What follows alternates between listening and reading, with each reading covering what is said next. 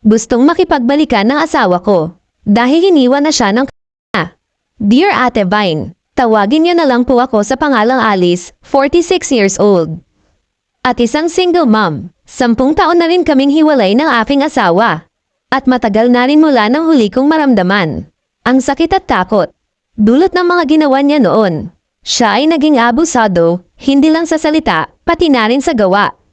Yung tipong naging idol niya si Manny Pacquiao, suntok doon, suntok dito. At mahirap makailag, kaya laging sa pool. Naging mahirap para sa akin, ang bawat araw noon. Walang kasing hirap, ang bawat minutong iniisip ko, kung kailan ko mararanasan ang kapayapaan, na hindi ko matagpuan sa piling niya.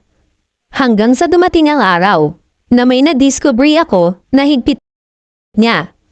May kinakasama ng iba, malapit sa pinagtatrabahuan niya.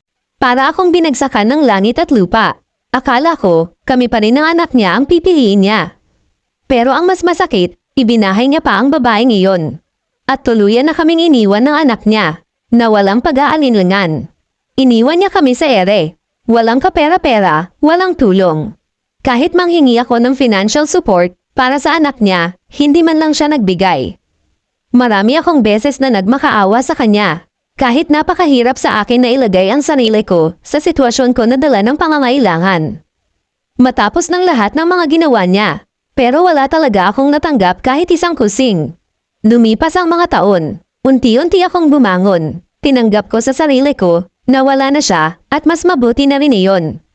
Nawala na siyang kinalaman sa buhay namin. Ang hirap.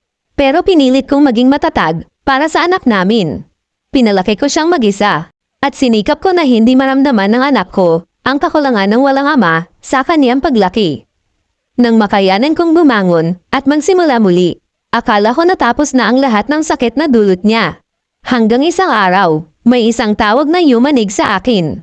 Mula sa kapatid ng dati kong asawa. Nagulat ako dahil hindi ko inaasahan na makakabalita ako mula sa kanila. Iniisip ko ano kaya ang sadya nila sa akin. Dahil maayos naman ang pakikitungo sa akin ng kapatid niya. Pumayag ako na magkita kami. Hindi ko inaasahan ang nakita ko. Noong nagtagpo kami, naroon ang dati kong asawa kasama ng kapatid niya. Sa isang tingin pa lang, alam ko malaki ang pinagbago ng anyo niya. Ang dating lakas at yabang niya na lagi kong nakikita sa kanya ay wala na. Kitang-kita sa kanyang mukha ang pagod at hirap. Matanda na siya at may sakit na rin pala. Nalaman ko mula sa kapatid niya. Nainiwan na rin pala siya ng babaeng pinili niya noon. Ngayon mahina na ang kanyang katawan. At hindi na rin siya makapagtrabaho tulad ng dati. Wala na rin siyang ibang mapuntahan. Pero may kaunting pensyon naman siya natatanggap. Pero hindi pa rin iyon sapat sa mga pangangailangan niya. Nagmamakaawa siya ngayon sa akin, humingi ng tawad sa lahat ng mga nagawa niya sa akin noon. Ang mga panloloko niya, ang paghiwan niya sa aming mag-ina. Sinabi pa niya na gusto na niyang bumalik sa amin. Nawalan na siyang mapupuntahan kundi sa amin. At nais niya humingi ng kapatawaran at tulong. Nahihirapan ako ngayon sa aming sitwasyon. Naaawa ako sa kanya dahil kahit paano, alam ko tao pa rin siya na nangangailangan ng kalinga. Wala na rin naman akong maramdaman na pagmamahal sa kanya. Sa totoo lang hindi ko na matandaan kung anong pagmamahal na meron ako noon para sa kanya. Napalitan kasi ito ng pighati, tapang, at nakontento na ako na wala siya. Pero sa kabila ng lahat, sa isang bahagi ng puso ko, naroon pa rin ang awa ko para sa kanya. Lalo na't alam ko na mahina na siya at walang-wala na. Naisip ko rin ang sinabi ko noon sa sarili ko, na hindi na ako babalik sa kanya. Isa pa ang anak ko, wala din siyang magustuhan na makita pa ang ama niya.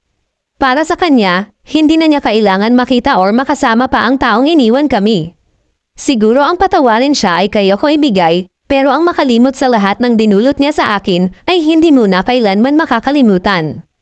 Paano ko pa siya matatanggap muli at makasama pa? Sana ay mapayuhan niyo ako. Hanggang dito na lang. Marami pong salamat sa inyong pakikinig.